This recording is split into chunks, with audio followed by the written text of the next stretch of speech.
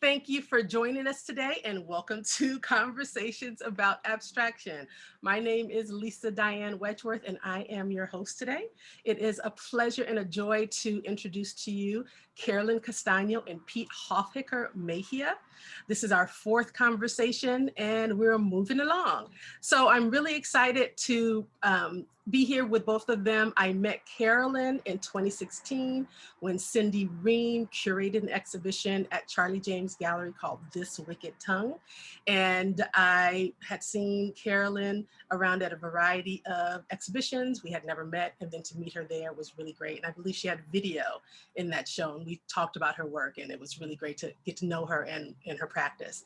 And then maybe it was, Pete, was it last year or 2 years ago when Sharon Barnes curated the show at COLA? Last year. Last year. So she curated an exhibition called Decolonizing Abstraction. And I walked in and saw Pete's work, fell in love with his sculptures. It reminded me of, or it felt like paintings in 3D, the shapes, the lines, the textures, just everything. And I just resonated with it and reached out to him and invited him to participate in the conversation.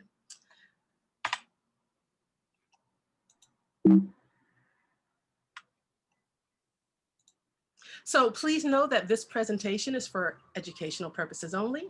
This presentation is being recorded and will be posted on the Conversations About Abstraction YouTube channel. The comments, ideas, observations, and analysis of all the works are the intellectual property of the participating artists. This presentation may not be copied, published, reused, or sold without consent and or express permission of the participating artists and Conversations About Abstraction. And any individual recording of this presentation is prohibited.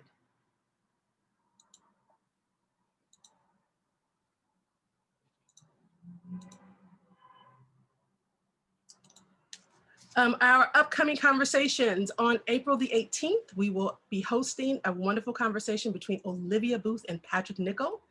And then in May, we will have Anna Sue Hoy, Tam Von Tran, Yoon Hee Min, followed by Alicia Pillar and Rebecca Niederland. I'm sorry, Rebecca, I hope I pronounced it correctly. And then in June, Regina Herod and Dwayne Paul. There are also conversations being scheduled in July, so I look forward to sharing those with you.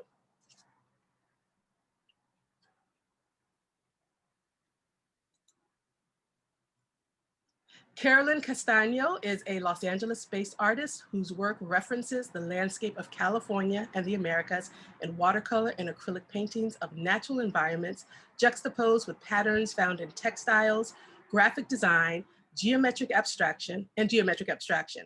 Interested in the work of Prussian scientific explorer Alexander von Humboldt's botanical studies, Castaño's work takes the Eurocentric framing of landscape in drawings and paintings that are interrupted or subverted by patterns inspired by indigenous textiles, Andean pattern work, and modernism to imagine new worlds, environments, and futurities. Carolyn's work, Cali Escali, is currently on view at the Orange County Museum of Art, expand the Orange County Museum of Art through March 2021. So this closed. Just closed. Yeah. Her work has been exhibited both nationally and internationally. And with the body of work, Carolyn Castaño, A Female Topography through 2001 and 2017 at Loyola Marymount University's LaBonde Art Gallery. We Must Risk Delight, 20 artists from Los Angeles at the Magazino de Sale. Sally, how do you pronounce that? I don't know. Sale. LACMA's Football, The Beautiful Game, the critically acclaimed exhibition Phantom Sightings, Art After the Chicano Movement, and international paper at the Hammer Museum. She has also had solo exhibitions at Walter Maciel Gallery, Container Gallery, Los Angeles, and Lombard Freed Gallery in New York City. Castaño earned her Bachelor in Fine Art degree from the San Francisco Art Institute and a Master of Fine Art from UCLA School of Art and Architecture.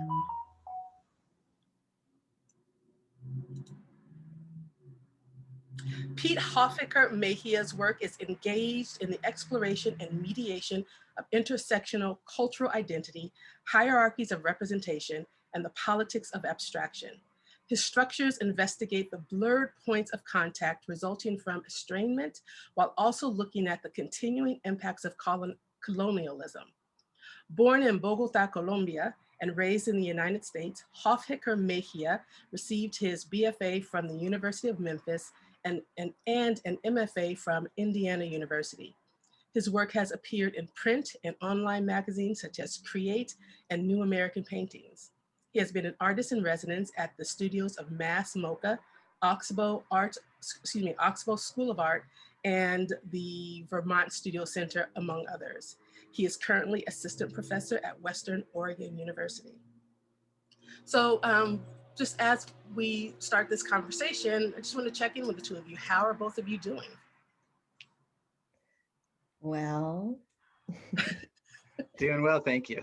yeah, doing well, managing life and pandemic or are we still in the pandemic? I think we are, but it's, slowly. Late stage pandemic. Exactly. Yeah, late stage or pandemic softer version, but really excited to be here with you both. And yeah. Excellent. All right. And Pete? Yeah, things have been good. We finished a term and starting another on Monday. So things are busy in that regards in the teaching world. And yeah, car trouble and, there's always something, but, everything's fine. Yeah, thankfully. Okay. All righty. Well, I will give you to the floor and engage. It's all you. I'm excited to have you both. Okay. Well, thank you. Well, I mean, I guess, I think, Lisa, you said a lot about my work, in your statement, right? I mean, this is called Conversations About Abstraction. And just a little bit of what, Pete, you were asking me online about my work, mixing figuration and abstraction, and I have to say, I feel like I'm not a pure abstract artist, or those of you out there that know my work, and it's taken many different forms or iterations. I've had different interests, and I started off, I've been mostly a figurative painter, artist, but I work in video and installation work. And I started, I guess my way to abstraction was through the landscape. And I started to make paintings and drawings referencing the landscape and thinking about my kind of a parents' homeland of Colombia, and that landscape and the environment, issues of climate change and environmental depletion, right, and possible extinction, and Colombia being one of the top 5 countries in the world that has the most ecological diversity, flora and fauna and water power, right? But you probably wouldn't really know that. Maybe now people are hearing more about this, but for a long time it was the drug war, the armed conflict, etc. And so I wanted to make paintings about the landscape, and I got really interested in the work of Prussian scientist and botanical explorer Alexander von Humboldt and his work into the landscape and botany. And he traveled throughout the Americas collecting flowers and measuring mountains. And he was the ultimate liberal, like he loved what he did, but to his dismay, his kind of collection of information and mappings were the mapping for the empire, right, to come in and start figuring out where everything was, and basically, as my friend called it, the developers to come in and exploit the land and exploit the resources. And so I started off an earlier body of work that's not featured here with drawings that I made, taking another artist, a British landscape artist named Albert Berg's illustrations of the Magdalena River Valley in Colombia. And in my version, I basically copied his compositions, but input all the missing parts of the colonization period, the death and mayhem. So in the Magdalena, in his drawings, I put in like parts of the body or eyes, different elements. And then from there, I went into these kind of interventions, and I call them tropical geometries Ruana intervention. And a Ruana is a Colombian or South American poncho or serape, but they call it a Ruana in Colombia. I'm not sure of other countries. And so I see them as kind of taking the shape of the Ruana, but also acting as a intervention or a cut into the Western kind of framing or horizontality of the landscape. And so they're opening, cutting, interjecting into that European framework. And then I saw Pete's work online, and I was like, well, first of all, Pete, myself, and Diane, we're like the Colombian triad here that I feel so fortunate to have found to connect with you all, because I've been looking for you. So then I saw Pete's work online, and I was like, oh my God, this is like my three-dimensional brother from another art mother. So. There's certainly some similarities, and I was fascinated by your illuminating on the Ruana, because now I just had one of those moments where all of a sudden I see the work differently as like the opening, like the of the piece, and that's where your kind of more specific information, the non-geometric information, ends up kind of in some of those living.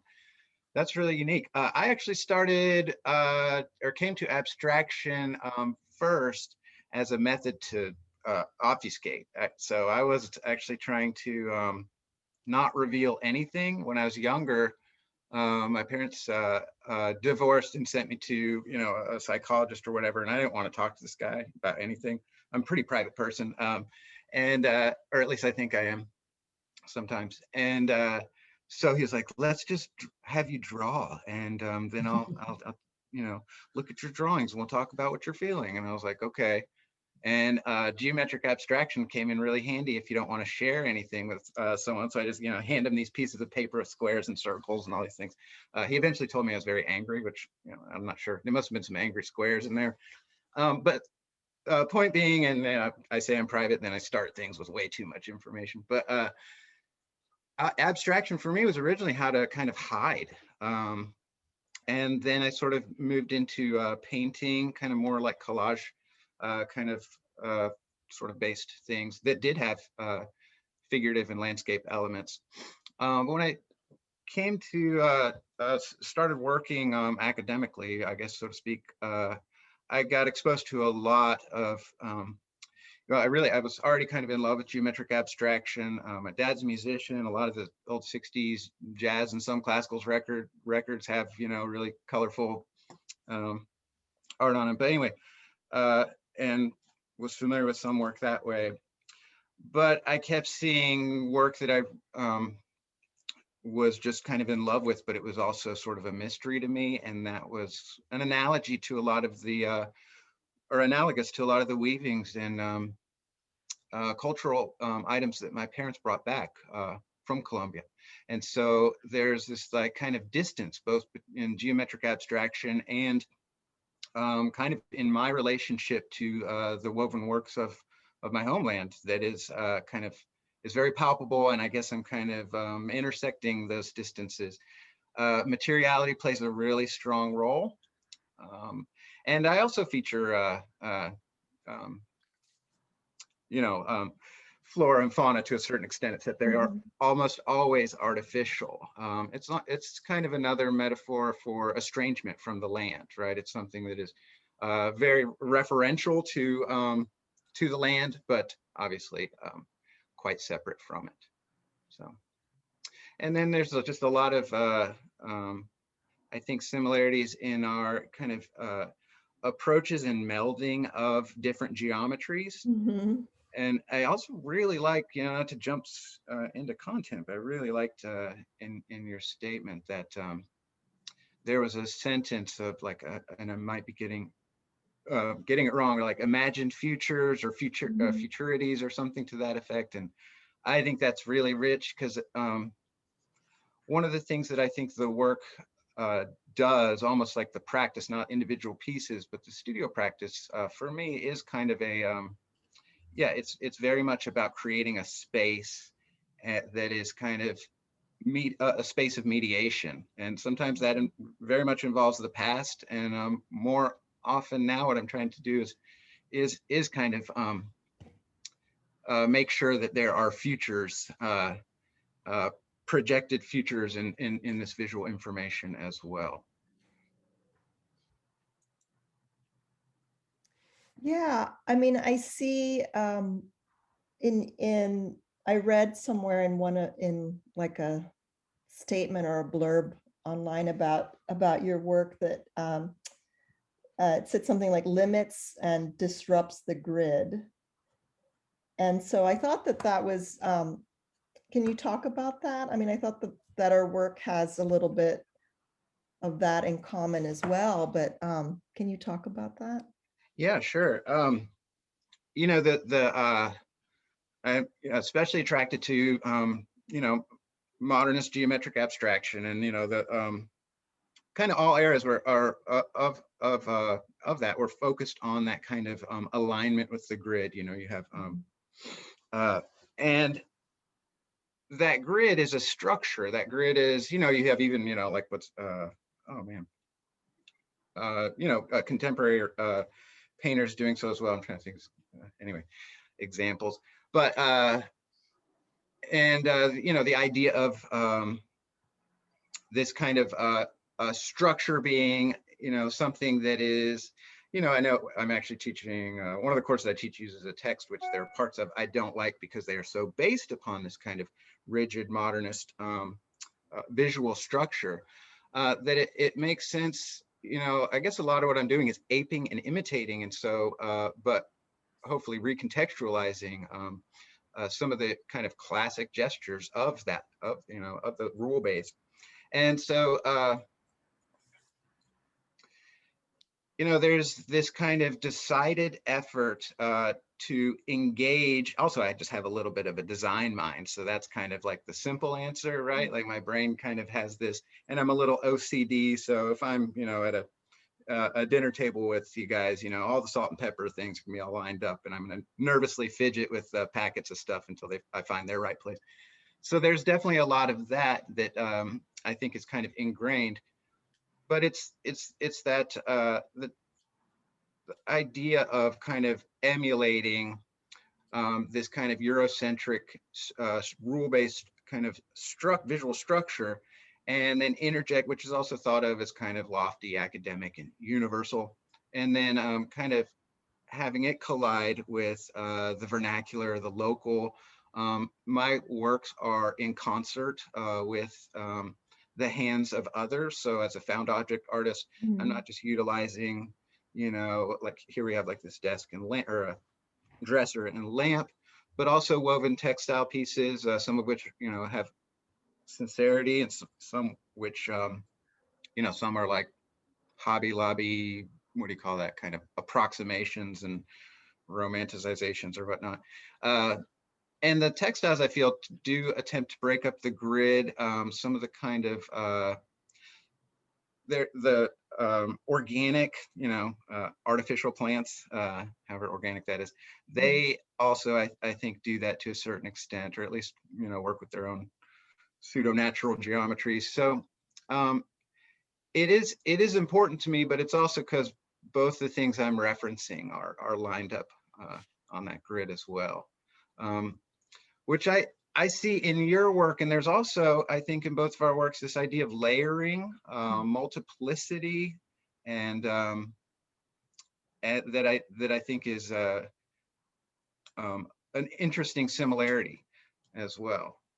Yeah, and opacity. I thought that was interesting when I was looking at a lot of these paintings. I'm like, I love this kind of translucent oculus or shift, something that represents it can represent a lot of things, but for me, I think of shifting perspectives or, way things kind of focus in on things look different in focal point. But I see this so much in echoed also in some of your works. Right. Yeah, I mean, I think for, if Lisa, if you could go back to the first image, the Valley of the Sun, I was, this one's called Valley of the Sun, and I was, I started to really embrace this kind of sun shape or circle shape in my work, and I'm still exploring that. And I was looking at kind of information about a Muisca sundial in Colombia, in Sogamoso, Colombia, which is more on the side of Colombia where you're from. And my family's mostly from Cali, but I was looking at that and just really fascinated with, like this, it's like this kind of like looking to space and like kind of like the sundial and like the relationship with the sun and the moon,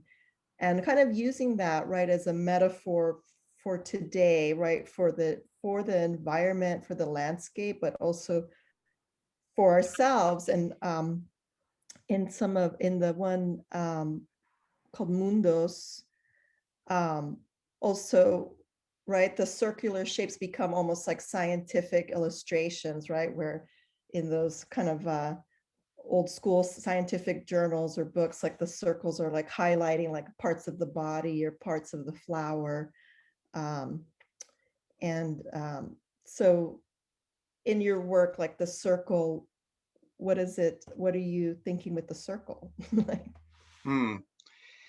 Yeah, the primary, this gets into territory where I think there's kind of my read and then probably the other reads. I'll tell you my read, and I don't know that anybody's really getting that, but really one of my first desires to, well, formally, in terms of, we are talking a lot about the formal, and it does help to kind of move the eye along the kind of, and break that grid to, from kind of all of a sudden you can move up a level without following something quite so literally, perhaps, I don't know. So it does that, but I think of it, and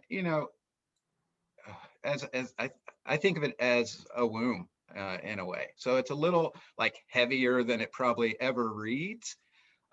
Initially, I also think of it as I mentioned, kind of oculus, a place of focus.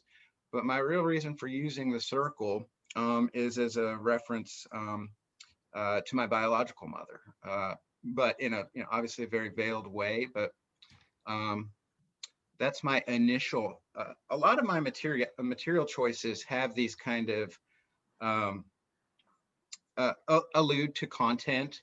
There's a lot of barriers. There's a lot of in this piece you have netting, kind of a colonial wooden wing protruding off of something that's actually from like an eagle statue. And so I guess my thinking is similar on the use of the circle, whether it is kind of a wooden construction that's very opaque or flat, or this translucent kind of acrylic that I'm using. I am kind of thinking of it in terms of an egg or a vessel, and also as a space holder, because there is this what do they call that? Like an as an adoptee, there is a international adoptee. There's transnational, I guess. There's this kind of longing. I think every adoptee probably has. I think every human has various things, right? This is not some unique sensation. And so that is something that's there, but or there in my mind, I should say. Yeah, it's the way it translates might be separate. That's also in the textiles as well. My mother was employed by a convent, actually, that was employing women to manufacture textiles that were kind of later sold, I believe, to kind of fund the whole kind of convent missionary project thing that was going on. And so there is this a history, even of her hands kind of working, you know, with weaving these kind of pieces as well. And so a lot of them have that kind of conversation. Well, the circle, right, in the language of alchemy, right, in the European or European/Eastern alchemy, the circle was like represented the body and the earth or the womb, right? And but so that's really interesting, right? That you're connecting that. And it's just such a simple, like it's like the perfect shape, but connecting that to this idea of the mother or your mother, right? And but also in this piece in particular, the colors are in the plexiglass, right, are functioning like filters, right? And they change our view as you look through and distort. And Yeah, certainly. Filters, all these things, I guess it all goes to that kind of translucence, but I like those things you can see partially through, like those slatted fence kind of pieces, or plastic grids. I have a whole arsenal of, I guess they were these plastic grids that go over industrial lights or something that sometimes make their way in there. And yeah, I like, because it's, to me, the idea, one of the obstacles I've had of kind of you know, discovering more and more about my, you know, heritage, and really about, which points directly to, you know, to me, I think of how I can be of service, is kind of in these formal gestures too, or at least I'm kind of hinting at them. In the previous piece, and we don't have to go to it. Oh, in this one as well, there's scouring pads that echo some of the colored scouring pads that, for, you know, you wash your dishes with, that are cut into geometric pattern and then frosted a little bit in some instances, not as obviously in this one, but with white spray paint. So I'm making these like little weird inside jokes about whitewashing and how hard it is to kind of decipher my own cultural information, because to use that really great word, because there is that filter there, you know, there is this filter I'm going through, and it's always, I'm learning about myself secondhand through a European lens, which I think is something really, you have a nice kind of flip-flop with the way you are also looking at the legacies of these you know, European, you know, botanists and scientists, and their relationship to the land and the legacy that it left. So I kind of like this, it's certainly not the same, but there's an inversion that I think our works are kind of doing. Colonial gaze, or however you call that, you know. Right. I would, oh, well, I mean, in looking at well, you referenced the patterns, right, and the textiles that your mother was working at in the convent, and you know, all of these you know, paintings, and another body of work that I'm working on actually using found textiles does, you know, they all reference textiles and textile pattern works found or seen in Colombia or in the Americas. And I have been particularly inspired by the weavings of the Wayu women in the north of Colombia that are like incredibly just like so dynamic, right? And their use of color, or like it's very psychedelic and kind of like, I mean, this is an old conversation of Joseph Albers and Annie Albers going to Mexico and looking at being inspired by the textiles there and coming back and weaving, but like really how, you know, contemporary, and how they're doing modernism, you know, simultaneously, but it's their own modernism, right? Or who can be more modern, you know, I'm more modern than you. But also in the Embera, another indigenous community in Colombia that you're familiar with, who's like wear these amazing like printed skirts and textiles. And I was looking into them and thinking about a project, or trying to finagle myself into working with them in some way, or inventing a project I can go there. And but I was researching them, and it turns out that now their fabric, they get their fabric from, it's printed in China.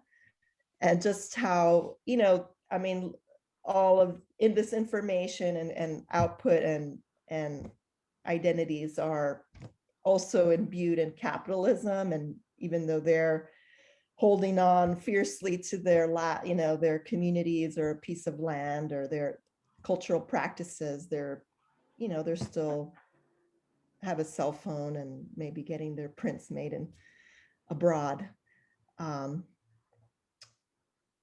Yeah, that's interesting. There is that kind of, I grew up with, and a lot of the things the textile pieces I personally have in my possession now from Colombia are very, they're like 70s wall, a lot of them like wall string art kind of things that have relationships. They're very much, I think, affected by globalization as well, kind of in that, like, they're not necessarily, it's like a pop culture phenomenon of the time, Right. and very, very kind of dated. And that kind of, all those connections are really interesting. I forget what it is, like some art, now I'm getting dorky academic, but it was like some Lyotard art theater art historian was like, even in an old paper, he's like, in the modern world, you wake up and have French toast followed by, it's like, the global, how global things have gotten. Right. But that is a huge factor, because I have issues. One of the issues I have with my own work, though, partially, maybe you're not supposed to do that, but I don't ever want to contribute to erasure by having a larger conversation about inclusion, in which you're going, kind of contrasting visual information from the Americas with kind of this, with these academic modernists. And in the process, I'm not specifically talking usually about one particular artist, and I'm not always highlighting a specific, you mentioned YU. My works have things from, a myriad of sources, which can be sort of, it gets into these areas of kind of referencing Latina Dodd, which can be kind of problematic in how it could be done. So one of the things I'm trying to really focus on is creating things which allude more to personal experiences in the US, in terms of this kind of seeing yourself reflected through kind of fractured mirror or something like that. And so I look at those sort of things as this kind of, really early on, I had to kind of look at a lot of all Latin America is kind of walking around the world going, are you me? Are you me? Are you me? All visual information and otherwise. And I'm playing that game in the work. I'm not sure how aware, I'm not sure that's a game either, but I'm not sure how aware that kind of double consciousness, or sort of tongue-in-cheek awareness that the work is kind of has its problematic edges, is kind of, what I'm working on is figuring out how embedded that needs to be. Because erasure can be a thing when, we focus on the broad picture without the specifics. Did you say, Pete, you're walking around the world looking at Latinos? Are you me? Are you me? Latin American cultural production, essentially. Oh, okay. Yeah. But no, I don't have, no, but there is a lot of interest. We're in an era of kind of renewed nationalism too, which I guess has me thinking a lot about kind of national identity and things like that. I even, came across a phrase imagined communities, which reminds me of your kind of futurities, or imagined futures. And, you know, there's some theorists who are basically saying there's, you know, nations, what is a nation? You know, what is it? What exactly is it other than kind of a social construct, right? Right. An imagined geography or imagined community. But there's obviously not, it's not worth negating or erasing these voices. So I guess, unfortunately, I probably just kind of am verbalizing some of the ideas. It may be because this particular piece does resonate with some of those things from me. There's a steel drum, there's some things which are kind of from like Hobby Lobby and then very generic chevron motifs. But this kind of, that arrow thing is also from Hobby Lobby. I thought those were a great idea for a minute. There's this idea of ingesting all the problematic things in the world. You know, I got it from, it's not like I invented it for sure. I don't invent anything. I'm a, what's the word? Sampler. Like I used to do hip hop production. And so it's kind of a lot like making beats. I'm like taking the little this, little that. Oswald de Andrade, the Cannibalist Manifesto, Right. talks all about that kind of, you know, forging a new kind of, at least in this instance, Brazilian national identity out of kind of ingesting all the colonial stuff and the kind of sincere indigenous. Well, that is, in fact, you know, so much of what we are, right? In that, like Oswaldo Andrade, like the, you know, the new world. I mean, we're all doing it, even, you know, not just Latin American, but all in this land called the New World, cannibalizing ourselves and our ideas and our cultural productions, and you know, as a kind of New World babe, like it's like New World twice removed, like from, you know, my parents are from Colombia, but came to the US in 1962 or 61 and 1961. And then, you know, I was born here and I'm Colombian. I'm Latin American, I'm Colombian, but it's like a far away, you know, it's like a long distance, you know, relationship of, I did grow up going back and living there for a few years when I was younger and grew up going back and forth, but it is this kind of like, you know, as far as like, can't like you know, I'm pulling from that culture. I'm eating that culture. I'm Latina from LA, which is its own, you know, kind of identity influenced by, you know, Mexican American culture, Central American, Filipino, you know, Asian, African American, and, you know, white American, and you know, contemporary pop culture, you know, hip hop, everything that, whatever, it's all in there, right? And reproducing it back. And so and then, so in yourself, you've talked about displacement and being born in Colombia, being born in Bogota, but then growing up in the Midwest and being, you know, like, you know, that relationship, looking for that connection, right? And mining that memory, right? Of what is it, it's in your DNA, right? Yeah, I do believe in that. It sounds a little visionary artist. I'm resistant, at least on the surface, to anything that is not dispassionate, cold, and logical. But just kidding. But it does seem, you know, I do believe in that there are things that happen in the studio process that are, you know, it's wishy-washy maybe, but I certainly believe in becoming a conduit for things out larger than myself. That could be considered ancestral memory, that could be considered you know, just you know, a collective unconsciousness kind of thing, or you know, who knows what. But I do believe that there is that it's there. I've actually been so anxious and nervous as a young artist starting out that with some of these themes that we had James Luna as a visiting artist I was very fortunate to see and see and interact with him briefly. And I had this moment where he was doing a studio visit, and I just broke down and was like, "Can I do this? Am I being offensive? Am I like, is it okay?" And he kind of just gave me a hug and was like, "Dude, chill out." He's like, "It's in you, man. Calm down." Like, but there are these, yeah, there is also this kind of, this is not it's a big thing in the US, right? You mentioned kind of distance through a distance. We have, Julian Castro's Spanish is certainly not any, there's even what are they?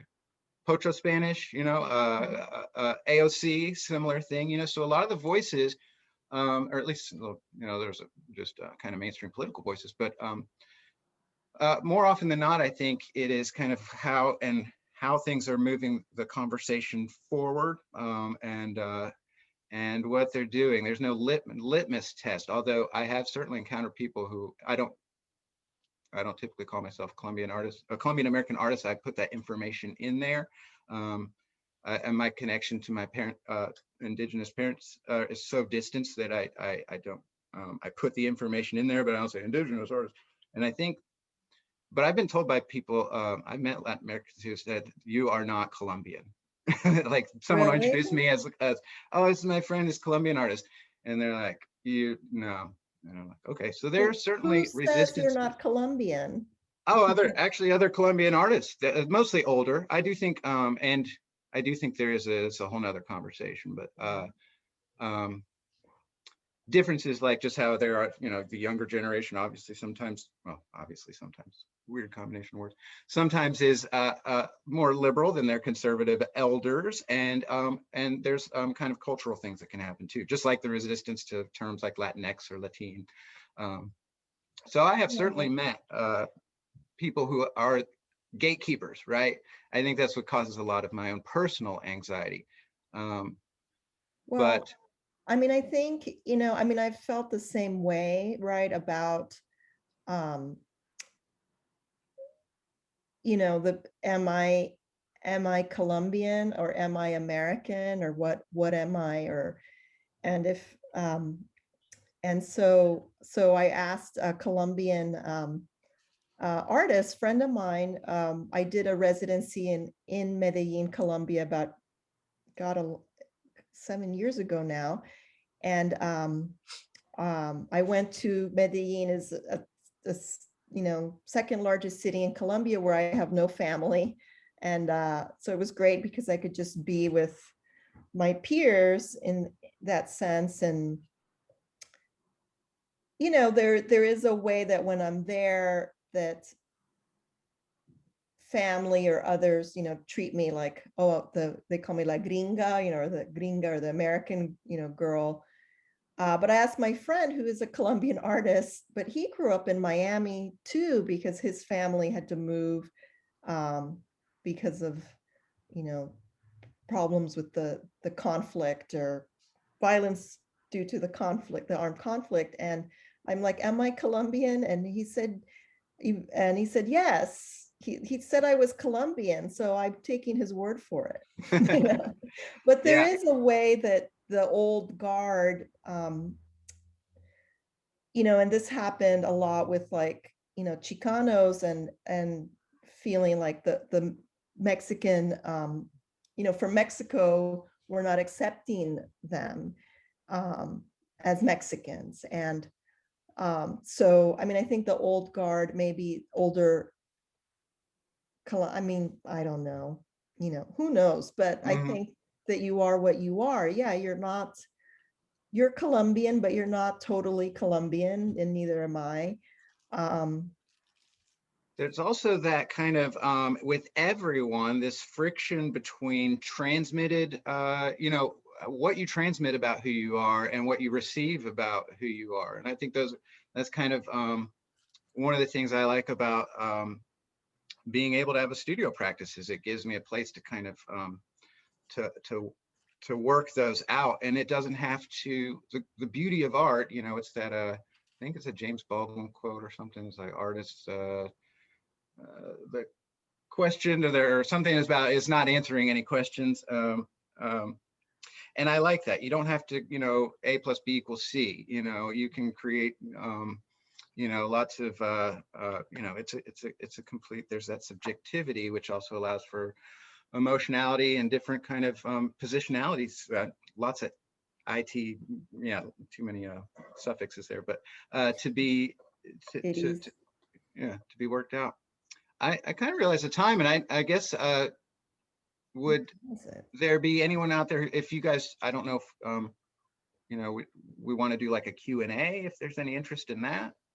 Hello. Well, yes, we will. Thank you. Well, first of all, this has been a fabulous conversation. We will take questions in a second. I think I just wanted to address some of the things that you guys have said. I think it's a really important conversation, and I do agree with you. Yes, it is a conversation in its own, but this idea of identity and acceptance, and I believe in ancestral memory. People have written about ancestral memory. It is in you, right? In your DNA, regardless of whether you have been taken from a particular land and placed in and raised in another, that is in you, and it comes out in so many ways. Everyone goes through this, especially if you're born in the United States and you are first generation and your parents are from somewhere else, and even for African Americans, right? Being told that we're not Africans. Well, on some level, yes, you are absolutely correct. I was born in the United States. My parents are American. My DNA says otherwise. But Africa is not a country. It is a continent with what, 52, 3, 4 countries. So, but there's so much we know that has been documented, even just in the African American experience, whether it is movements and dance, types of speech, music, all sorts of things that can be traced to Africa, right? So there's information in your DNAs, and both of you, that is traced to your ancestral lineage, So very interesting conversation. I'm sure there are many people that, but you said something early on, and so I'm interested in this idea. You talked about Pete, that initially you talked about your experience with drawing for the psychologist, and I love the phrase angry squares. I thought that was hilarious because there are emotive qualities and lines and shapes. So maybe there were some angry squares, but you did talk about hiding through abstraction.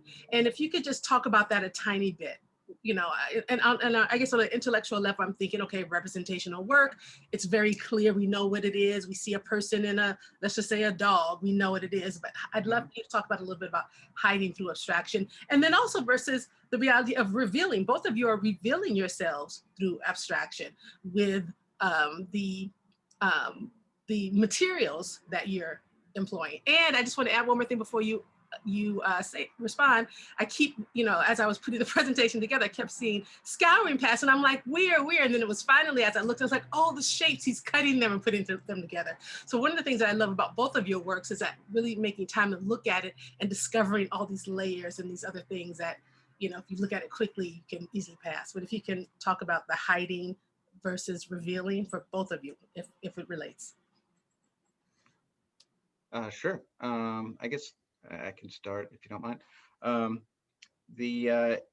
I guess in terms of that story, it was so I wouldn't be revealing, my real emotional feelings to someone who I didn't want to. And but that gave me an insight into how abstraction can be used, or at least one way. But I feel like my work is pretty ripe for abstraction, because when I try to work specifically with things, well, first of all, from my own upbringing, there are limited specifics, right? A lot of my information, as I mentioned, is secondhand. It's through kind of families, family information that itself is dated, and there's this, like buzzword, like slippage in what I'm able to kind of concretely express, and abstraction allows for that movement, that kind of non-specific information, somebody talking about something, but maybe not to such a specificity, which can also be nice for the viewer potentially, I don't know, in that it has a large entryway, just in terms of its formal characteristics. But I can, you know, there's things that I'm doing, like this piece here has this cardboard kind of ribbing that's exposed. I like kind of separating those cardboard layers. I'm getting really into using these interstitial or kind of in between, you know, materials. I've been trying to, actually, I'm trying to work on a bunch of paintings that use like glues and stuff, like painting with liquid nails and wood glue. So I like things that have to do with connecting, but maybe, and that in-between layer. So you mentioned so that's kind of a hiding, or it's a lot of the gestures I'm making are, in my mind, pretty subtle. You know, a kind of viewport or oculus that's you know, smashed, you know, this kind of inability to kind of access info.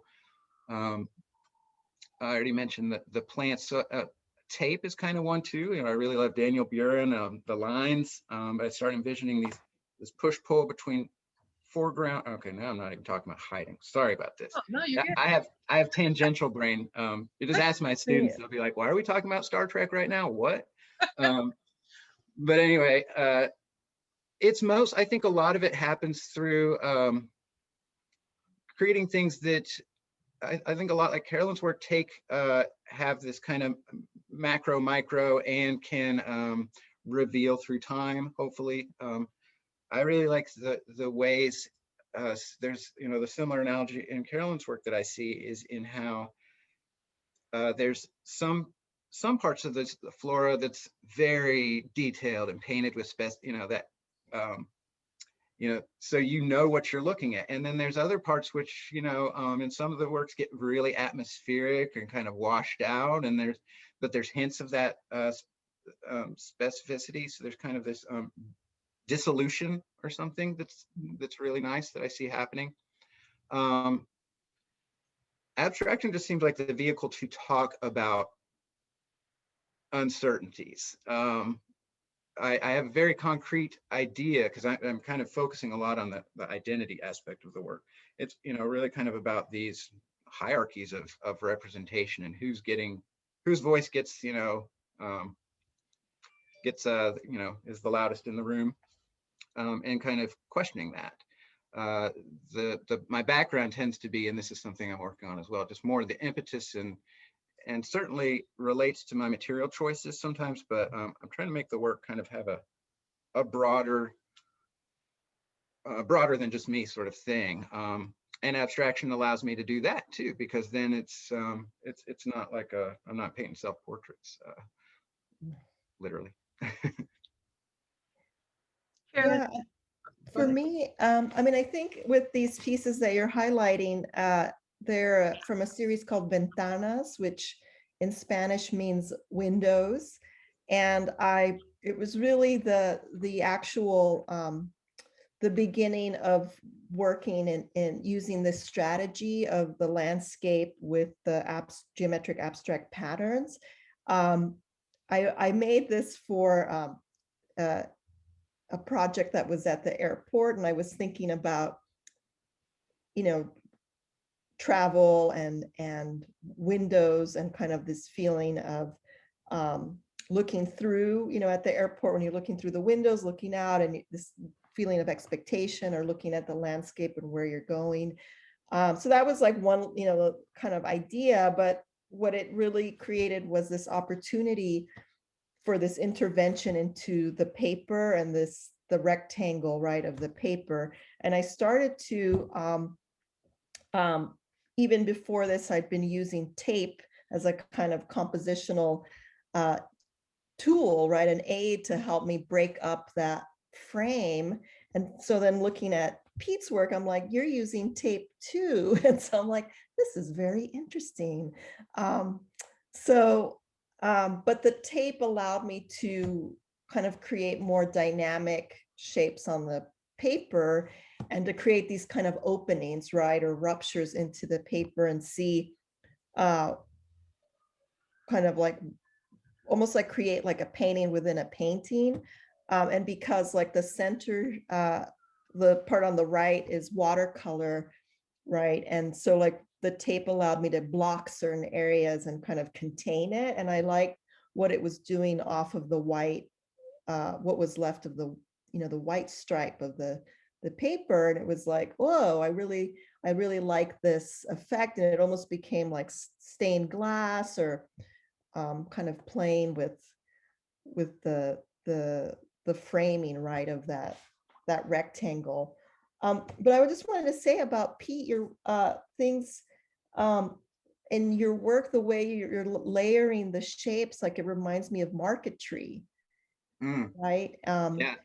And also Louise Nevelson, right? I'm sure you've heard that. And then, but also Baroque, like you're this kind of like taking, it's like the approach of the Baroque, which is this layering and over, you know, the top kind of maximalism, but you're using the reduced, you know, language of abstraction, which is an interesting juxtaposition, right, of the two.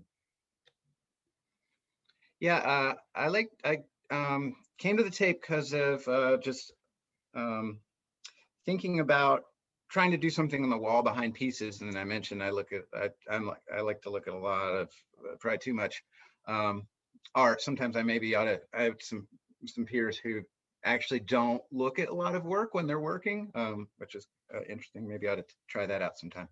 But you know, there's a certain almost homage, and so I'm looking at you know, this, you know, those precise kind of Buren stripes, but I'm also thinking of things like also in your work you're talking about windows, and I'm thinking of, in a similar way as it being an analogy to like you know, borders. You have things in this. I'm kind of actually thinking almost like a in that terms, but also a game. You know, kind of rule-based, you know, games always have the kind of inside and outside, which gets back to our conversation from before, you know, like, oh, you're inbounds, now you're out of bounds. And so there's those kind of, I guess I'm just, I think a lot, my brain's like material analogy, are always trying in pretty veiled kind of ways.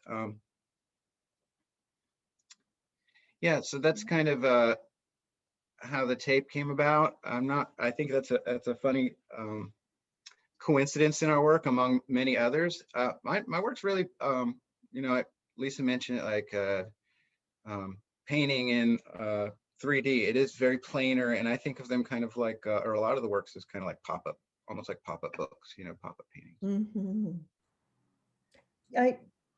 I read that you were influenced, you were something about merchandising and like. Yeah, so I had a really awful job for a while, and it doesn't matter where it was, but at Urban Outfitters as a what do they call this? As a store display person. Okay. And at the time they were actually being sued by Navajo Nation. They do a lot of questionable things, right? So anyway, I was just setting up, you know, building like little pedestals, put mannequins on. But that flat space, I've kind of inadvertently looked back at my work and realized that like I'm still having this conversation and like it's going to go in a store window. You know, there's this compression that happens to a lot of the space that's on top of the just, you know, the plane, but just kind of a squashness that I think is probably picked up from thinking in those, you know, kind of limited terms of you know, store merchandising. Right. That's so interesting.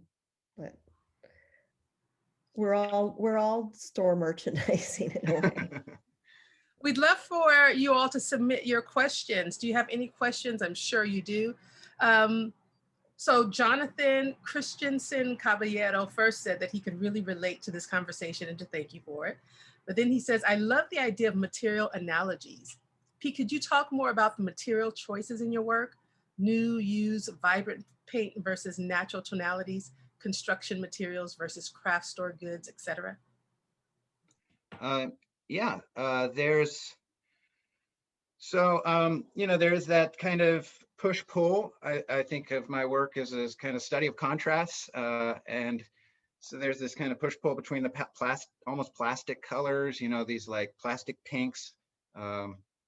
sometimes I really like pink, such a great color. But and then there's, you know, natural wood tones. I think that also gets to me trying to speak about, it's weird to think of color, it's not futuristic color perhaps, but materially, I think when mixed with that translucence, maybe my idea of future is like super dated because I'm old, but it I'm kind of thinking in terms of a you know, craft, which is often thought of as old, and some of these found pieces are, they certainly have a history and a life before them, and then they're combined with these things which are kind of much more industrial or commercial things. I never thought of, this pandemic's really changed, this as an aside for sure, but definitely changed the way I think about acrylic or plexiglass, because you know, you see clear acrylic everywhere, and now it's kind of more of a barrier gesture than it was before.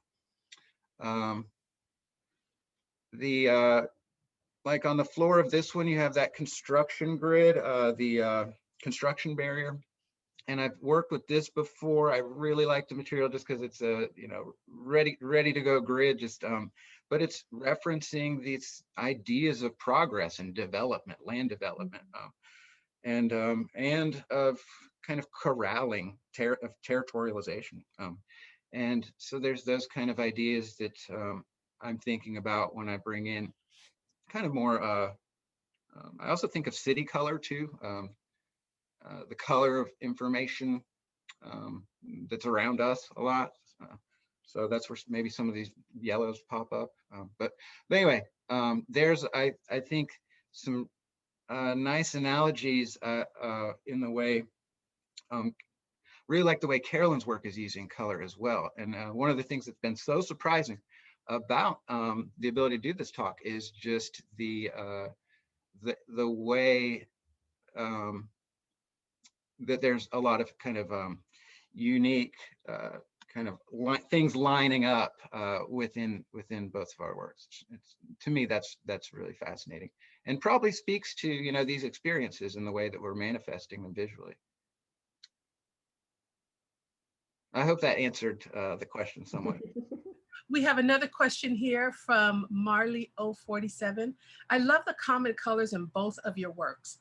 I also like how both of your works incorporate city and rural Colombian life, windows, weaving looms. How do you feel your upbringing in the US and family connections in Colombia interplay with your creations? Well, I mean, I think, you know, I mean, for both, maybe Pete and I, but I mean, for myself, right, growing up,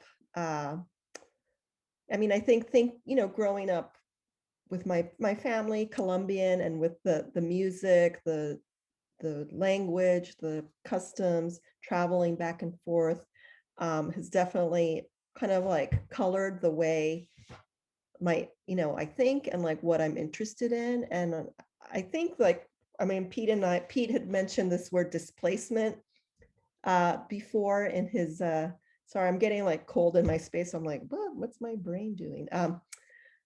I think this idea of displacement, I mean, grew up with my, you know, family and here, but feeling that displacement from this other place, right, that lives kind of in a memory, or that's far away, that I'm constantly, you know, trying to grab at, or to understand, to belong to.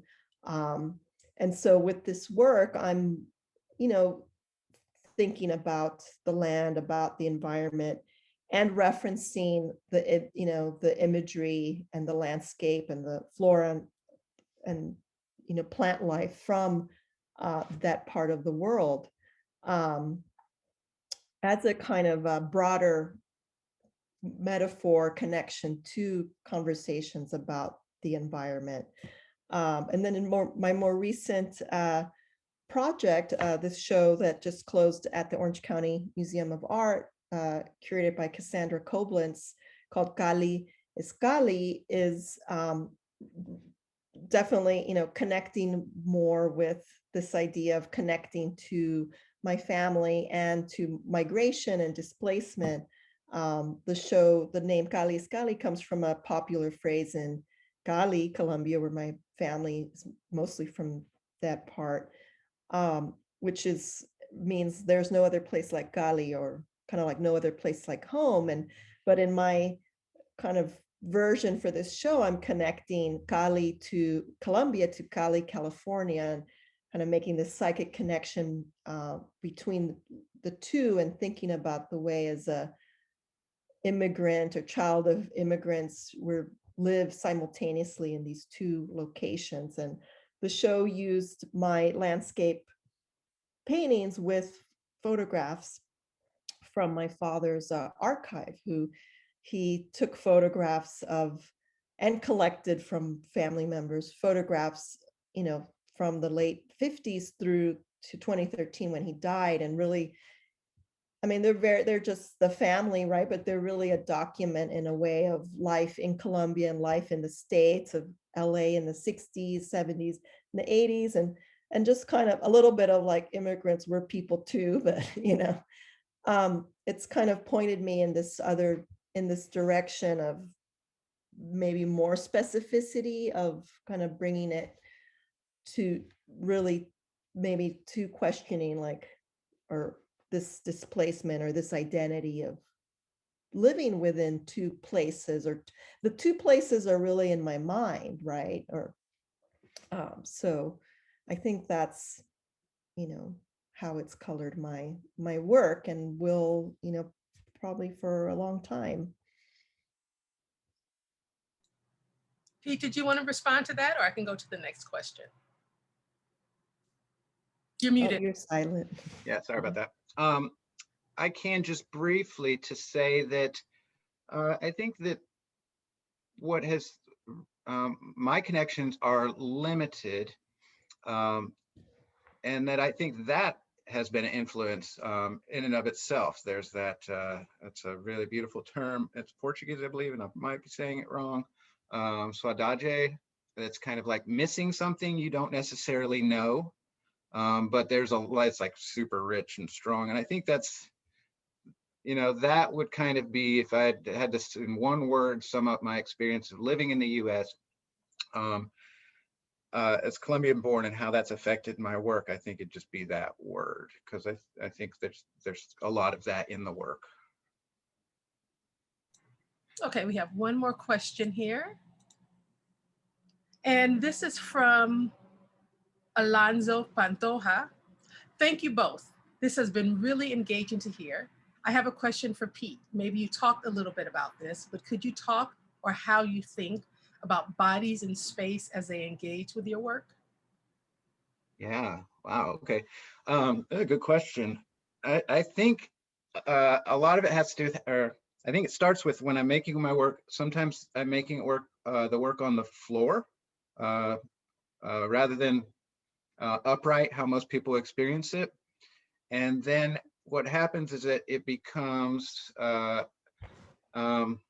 little architecture for me. Like I kind of, when these things are on the ground, I almost, and also probably because I was like a big action figure kind of kid when I was younger.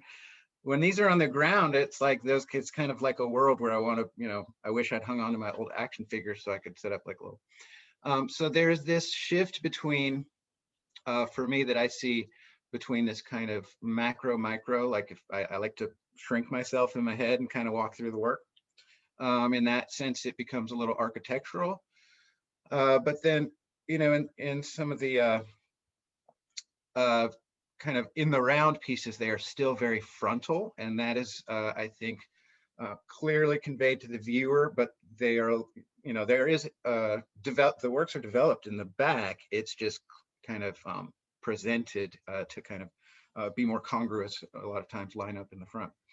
And there's, I guess, in those kind of works, I am thinking about how they'll navigate the piece, where the viewer might start and where they might end up, which has kind of a lot to do with, the formal characteristics. But in terms of like real phenomenological, getting people to kind of, move and navigate and having strict systems of that, I don't think my work has a lot of acknowledgement of navigation and experience through the body. But it's something I consider as it's being made, and I certainly am having a lot of those experiences as well with the work. I hope that kind of expressed something close to an approximation of an answer. Thank you. Thank you to everyone. If there aren't any other questions, if there is one more, I'm going to check here. Let's see. He said it did. Thank you. Okay, well, that was our last question. Thank you all for being here with us today. Carolyn and Pete, it has been a pleasure. Thank you so much for making time for this conversation. This conversation, it has been recorded, as I mentioned, and it will be posted on the YouTube page within a few days. So we say thank you. Join us there. Follow Carolyn and Pete and Conversations About Abstractions on Instagram. And we look forward to seeing you on the 18th of April. Have a wonderful day. Thank you, everybody. Thank you so much.